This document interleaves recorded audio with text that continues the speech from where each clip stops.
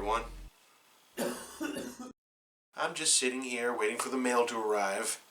Should be getting here right about...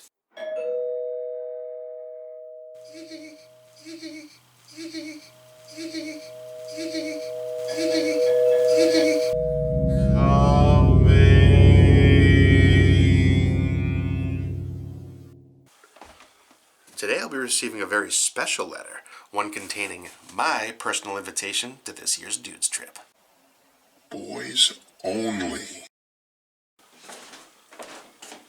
No girlfriends allowed. Hey. I got your mail here, pal. Thanks, Mr. Mailman. Oh, I'm not a mailman. Yet. Come on.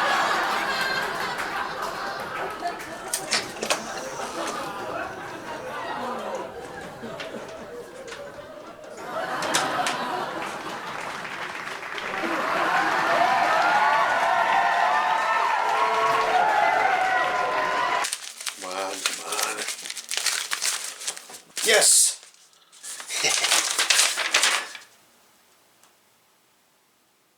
What? Dear Jason, we regret to inform you that you will no longer be invited to this year's annual Dudes and Bros Sunnin' Funnin' Buds Drinkin' Suds getaway. Understand. Could this have anything to do with one or all of several various crimes I committed at last year's event? This decision was made in direct response to several crimes you committed during last year's event. Damn it. And it was the result of a fair vote, unanimous amongst all bros. Please refrain from any future inquiries regarding your attendance, as said decision is final. You know what you did, bro. Sincerest regards, the boys. No!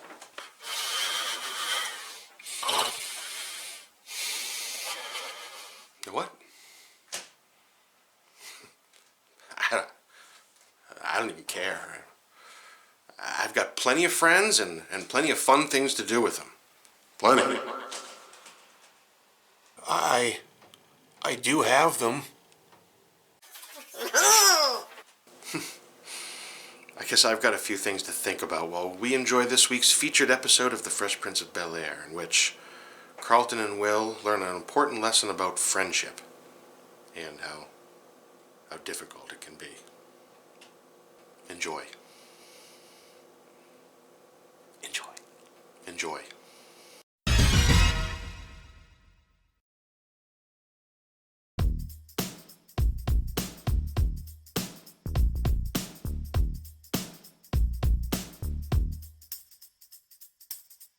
The Fresh Prince of Bel-Air was about as cool as it gets for a 90s sitcom. Despite being hopelessly adrift in a sea of hokey family comedies, it somehow found a way to stand out. That's not to say it was completely free of the typical sitcom corniness that's so often associated with the times. Famously known as the vehicle that launched Will Smith's film career, the show was a huge success story for NBC, until the butler killed it. The premise was simple enough. A troubled but street-smart teenager starts getting into serious trouble on the streets of West Philly, so his mother sends him to live with his filthy, stinking rich aunt and uncle in Bel-Air, where he enjoys all the many trappings of wealth and never has to work, or learn, or grow. Okay, it might have been slightly more nuanced than that. In truth, the show has some genuinely hilarious and heartfelt episodes. I'll leave it up to you to decide if this one is one of those ones. We start things off with a cold open introducing this episode's subplot, which unfortunately revolves around Hillary. Hillary is the oldest of the Banks siblings, and she's on a whole different level of unbearable rich kid archetype.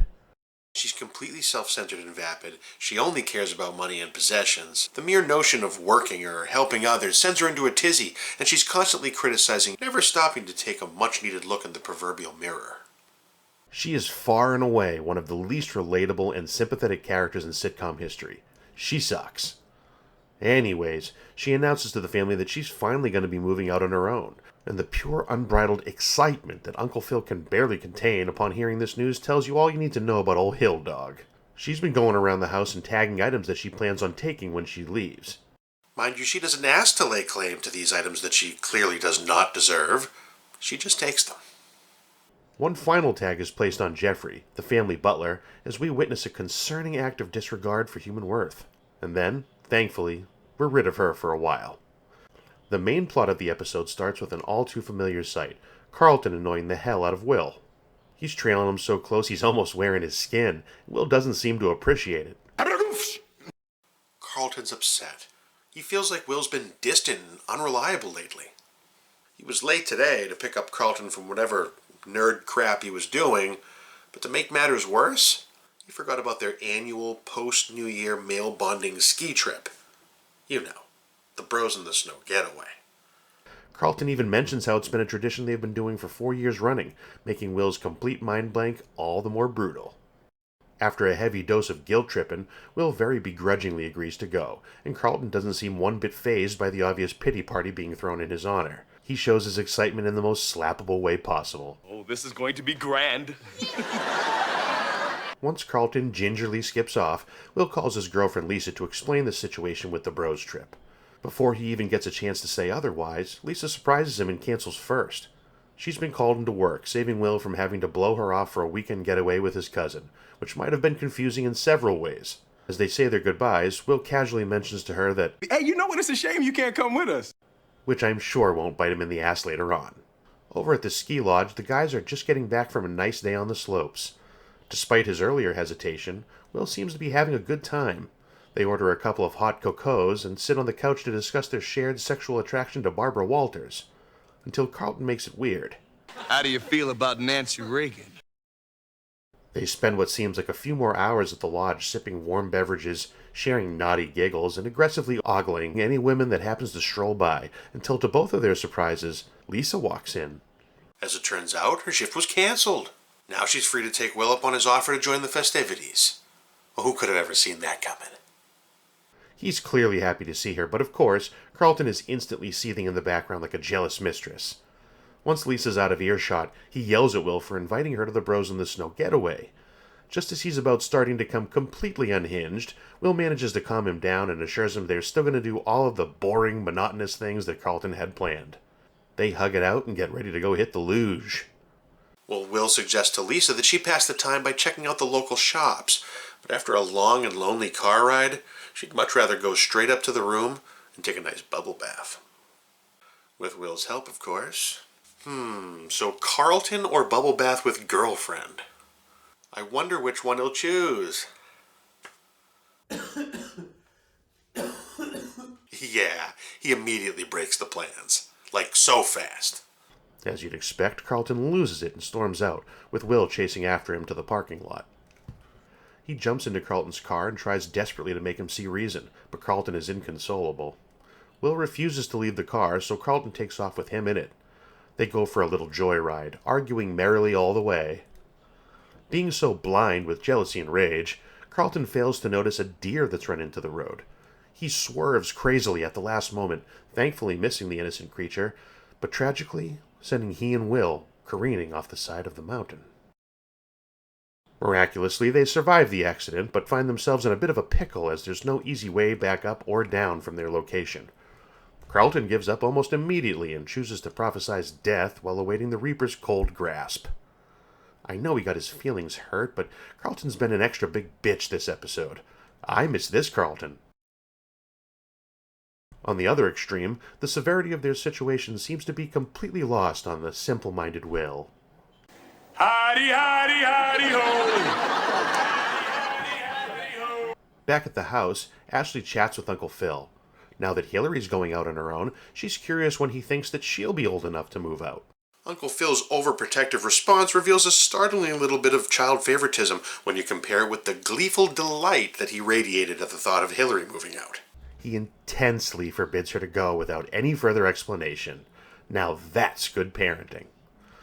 Back on the mountain, things are looking bleak. The guys have run out of escape plans and are shivering helplessly in the cold winter air. In a compassionate yet bizarre gesture, Carlton offers his very own flesh as nourishment. Incidentally, the buttocks has the most meat. Isn't that sweet? Will declines the offer. Go figure. To the comfort of no one, Carlton begins to describe the horrific side effects of hypothermia in precise medical detail. No more Discovery Channel for you, man.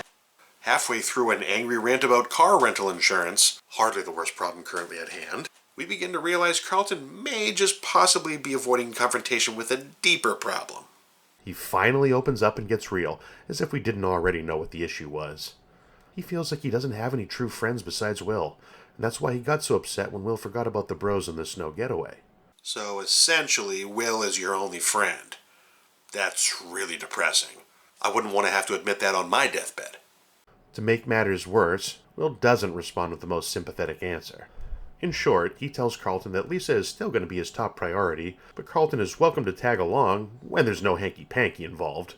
Ultimately, he does give his cousin some kind words, and Carlton seems suitably comforted. With a newfound urge to escape their supposedly dire situation, Will comes up with a brilliant plan. They'll just ski down the mountain. That's right. That's been an option the whole time. How it wasn't the first option they considered is beyond me.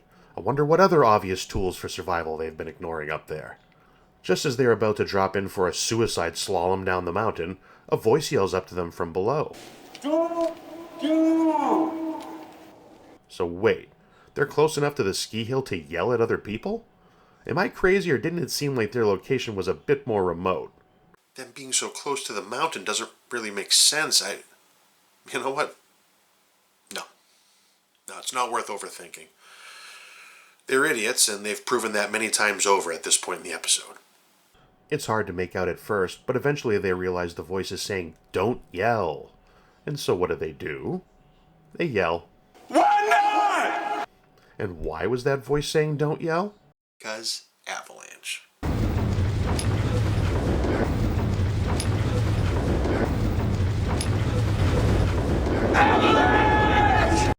Ah, the avalanche. A classic TV trope used throughout the generations. Much like quicksand, television writers would have us believe that avalanches are as common as a sticky old gym sock under a teenage boy's bed. Carlton and Will don't waste time plunging recklessly down the cliffside in an attempt to outrun the avalanche. This, of course, is handled in comical Bugs Bunny fashion, as opposed to the terrifying urgent fashion that seems more appropriate. They do ski tricks and mug for the camera as they cruise down the mountain to safety. Just a couple of knuckleheads unwittingly cheating death. A sigh of relief is felt by all as they escape what I originally thought to be certain doom, but apparently was more like a well-prepared inconvenience. They all share a good hearty laugh, until Carlton makes it weird again. Before the end of the episode, we briefly return to this insufferable Hillary subplot. She still hasn't moved out. She does one final tour of awfulness, managing to display an obnoxious lack of gratitude for the family's going-away gift, and then casually reminding Uncle Phil that she still has her greasy paws on all of his credit cards. Then she finally gets lost. Once she's out of there, Uncle Phil jokes around. 1 down, 4 to go. Completely backpedaling on his earlier conversation with Ashley, where he basically threatens her if she ever tries to move out. Will and Lisa head out to grab some lunch, and I'm assuming since it's still so close to their traumatic experience together, Will tosses Carlton a pity invite. Carlton pretends like he's going to be cool and declines, but they see through that bullshit immediately, and so he agrees to go along and follows them out like an excited little puppy dog. True friendship is finally restored. Just when we thought Hillary was finally gone for good, she briefly pops back in to dehumanize Jeffrey one more time for the road. I hate my life. Me too, buddy. Me too.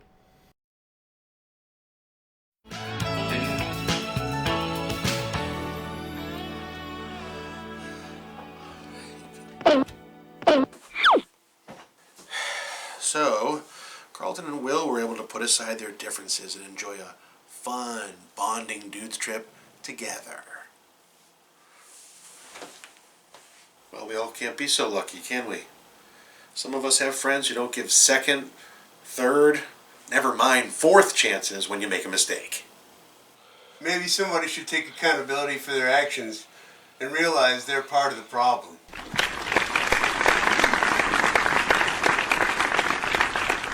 Did you have more mail for me? Not a mailman.